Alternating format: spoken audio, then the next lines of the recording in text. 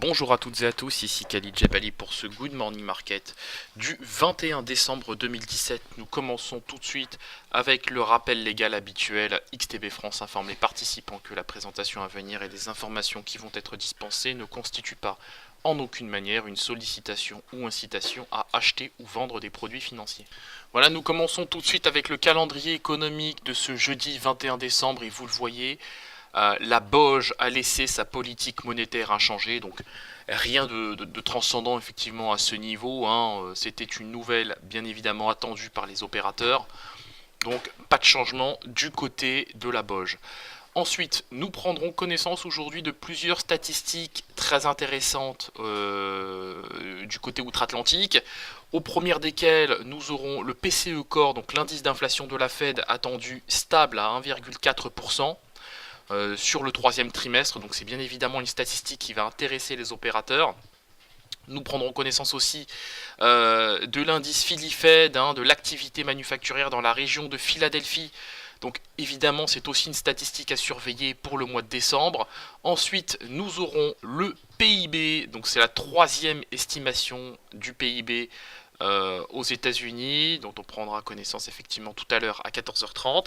Donc statistique évidemment attendue à 3,3%, en hausse de 3,3%. Prenez garde, c'est une statistique qui a beaucoup d'impact sur le gold. En tout cas, on l'a vu lors de la deuxième estimation sur le gold, enfin la deuxième estimation du PIB. On a vu qu'effectivement ça avait eu un impact majeur sur le gold. Je tiens à rappeler que 45 000 contrats avaient été envoyés sur le marché après la publication de la deuxième estimation du PIB américain. Donc évidemment c'est une statistique à surveiller de près, notamment pour ceux qui font du gold.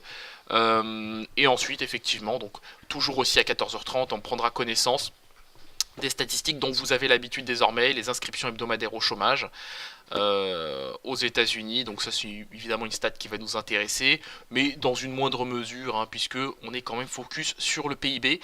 Pour ceux qui traitent la paire USD-CAD, c'est bien évidemment l'indice des prix à la consommation, attendu en hausse de 2% quand même du côté du Canada. C'est bien évidemment une statistique qui va nous intéresser. Par ailleurs, les marchés ouvrent ce matin, je dirais en ordre dispersé, au moment où je vous parle, le DAX progresse d'à peine 0,05%. Le DAX perd de son côté, lui, 0,32%, 0,3%. Donc bon, au moment où je vous parle, il est bien sûr 9h03. Donc bon, il y a très peu de data. On sait que les marchés sont pénalisés par la hausse des taux, d'une manière générale. Alors certes, on a salué la réforme fiscale, mais bon, je dirais que maintenant, il est quand même temps de vendre, de prendre ses bénéfices tout simplement, et de vendre aussi la nouvelle, je le disais déjà hier. Nous attaquons tout de suite avec l'analyse de la paire euro-dollar et vous le voyez, l'actif évolue désormais sur le seuil des 1,1875, c'est un niveau qu'on avait anticipé.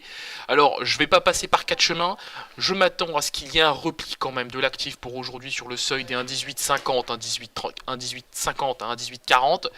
Et ensuite, effectivement, je m'attends à un retour de la hausse sur l'eurodoll.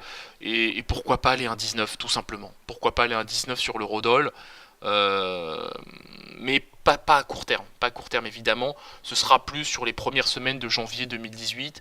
Mais à court terme, on peut anticiper effectivement une petite baisse pour aujourd'hui. Dans le cadre d'un rebond technique sur indice, pourquoi pas, évidemment. Parce qu'on a quand même perdu 300 points d'AX en l'espace de 3 jours. Donc c'est pas rien. Donc je pense qu'il est temps d'assister, il est temps qu'on fasse un rebond technique pour le principe et qu'évidemment nous shortions en parallèle la paire euro-dollar. Sur cette note, on se retrouve comme d'habitude aujourd'hui à 15h15 pour notre live trading. Donc ce sera bien sûr l'occasion de faire le point sur tous les éléments que j'ai évoqués pendant ce Good Morning Market et bien sûr de, pourquoi pas, prendre les dernières positions de l'année avant, effectivement, avant tous les jours fériés qui nous attendent la semaine prochaine. Merci à vous et à tout à l'heure.